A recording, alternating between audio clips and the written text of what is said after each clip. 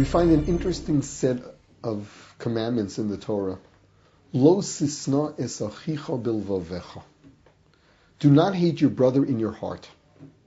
Hocheach tochiach es amisecha. Give someone rebuke. Let's begin with the first of these commandments. Lo sisna es achicha bilvavecha. Do not hate your brother in your heart. Rambam, Maimonides, points out that from the Torah's point of view, there is a prohibition, there's something unacceptable in hating someone in your heart, as opposed to letting him know how you feel about him. Hatred is not something very pleasant to share.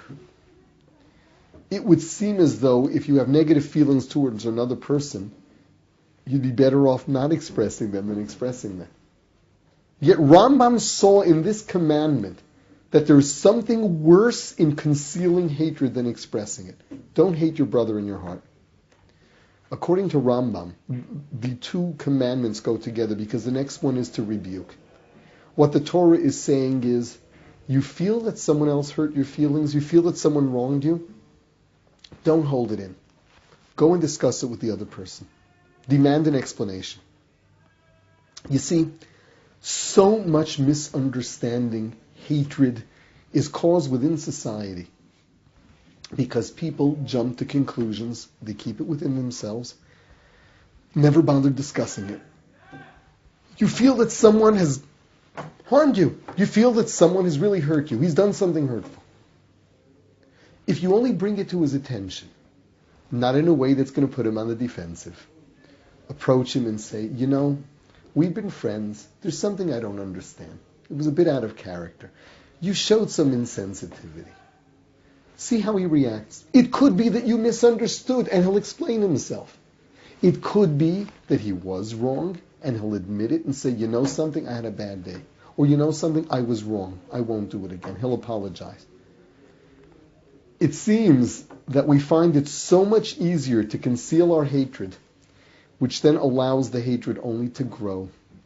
It snowballs, and before you know it, over a silly incident that could easily be discussed, instead what you get is hatred. You get relationships breaking up. You find people that are close that are no longer on speaking terms. What the Torah is saying is that the proper way to deal with hurt, the proper way to deal with when you feel that someone has done something against you, is to bring it to his attention. Discuss it with him, rather than allow yourself to jump to a negative conclusion and keep it to yourself. Dialogue. Discuss. At the same time, though, one has to be careful that they do it after they've given it some thought and they're not all worked up and not all emotional. Because if you come to someone else and you start screaming at him, that's not going to be very productive. Even if the person really didn't mean it, at that point, because you made an accusation, he may feel hurt. Or simply, he may just get so defensive that he won't be able to think of what went on at the time. What you do is wait until you're capable of approaching him in a level-headed manner, kindly, gently, politely. Demand an explanation for what he did. You'd be surprised how many people you wrote off as being against you are really on your side, will either apologize or explain where they were coming from.